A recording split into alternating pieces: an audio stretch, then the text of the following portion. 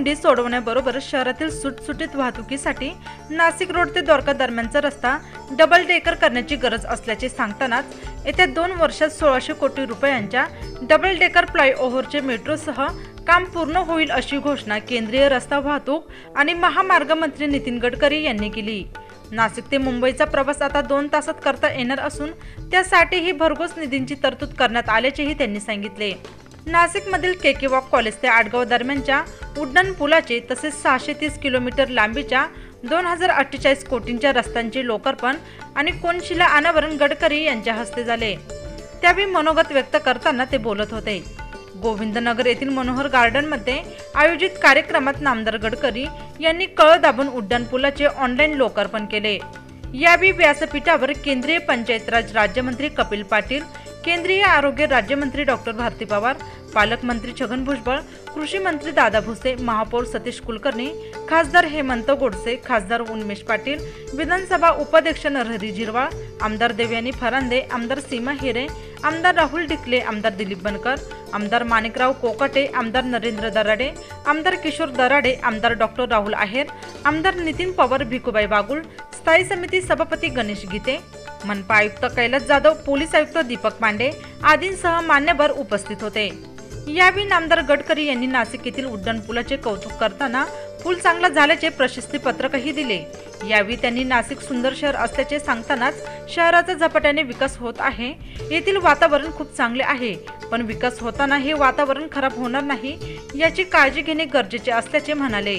हे शहर चांगले राहिले पाहिजे, येथील वातावरण चांगले राहिले पाहिजे, त्यासाठी प्रयत्न करण्याचे आव्हानही त्यांनी महापालिकेसह संबंधितांना केले। वाहतूक कोंडी टाळण्यासाठी द्वारका ते नाशिक रोड रस्ता डबल डेकर व्हावा अशी नाशिककरांची मागणी आहे।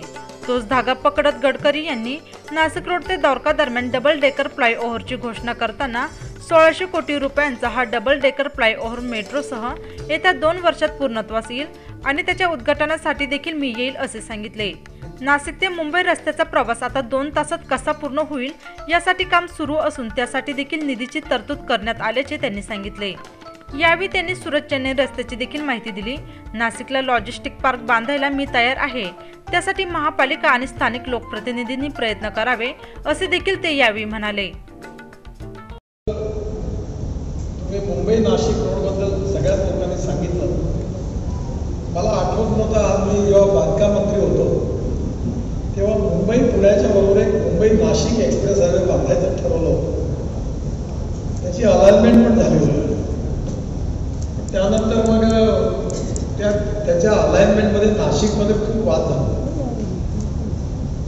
बबनराव घोलप साहेब आणि डॉक्टर आहेर साहेब होते, दोघांना घेऊन खूप वेळा बसलो आणि शेवटी एक दिवस मी निर्णय घेतला की तुमचं एकमत होईस तर मी काय आता बांधत नाही, मी तुझा पिच्छा सोडून दिला।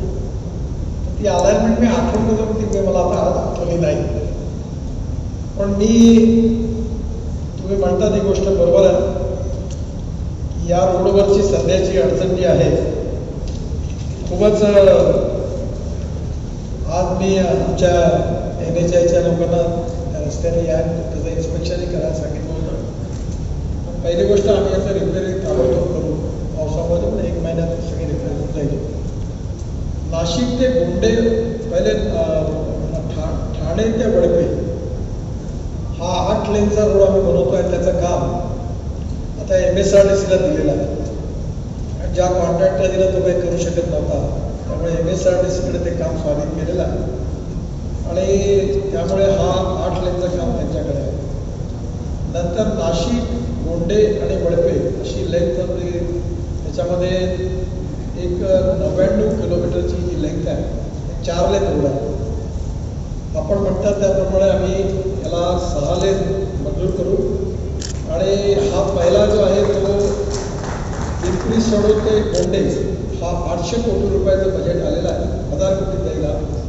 हे नाशिकपासून आहे, म्हणजे हा समृद्धी मार्गाला जोडलेला आहे आणि पलीकडे 80 किलोमीटर गोंडे ते वडपे, हे ठाणे वडपेचा 8 लेन झाला तिथपर्यंत जाणार आहे।